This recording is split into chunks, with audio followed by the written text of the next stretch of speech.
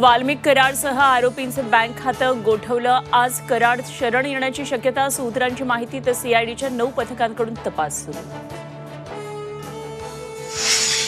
संतोष देशमुख हत्ये प्रकरणात अंजली दमानियांच्या आंदोलनाचा दुसरा दिवस। आरोपींना अटक होईपर्यंत दमानिया आंदोलनावर ठाम। आज पुन्हा ठिय्या आंदोलन करणार।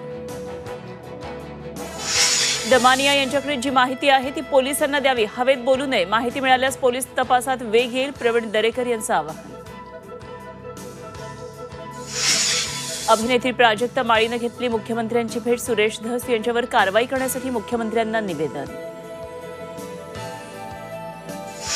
जळगाव शहरातल्या एमआयडीसीमध्ये कंपनीला भीषण आग। कंपनीमध्ये प्लास्टिक असल्यामुळे आग वेगानं पसरली। आगीनंतर स्फोट झाल्याची माहिती। अवकाळी पावसाने पिकांचं मोठं नुकसान। 3 जिल्ह्यात 2600 हेक्टरवरील पिकांचं नुकसान। जळगाव जिल्ह्यात सर्वाधिक नुकसानीची नोंद।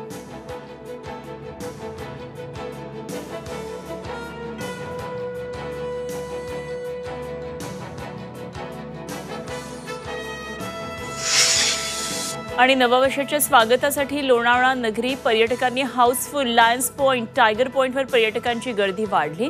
मुंबईसह देशभरातून पर्यटक लोणावळ्यात दाखल।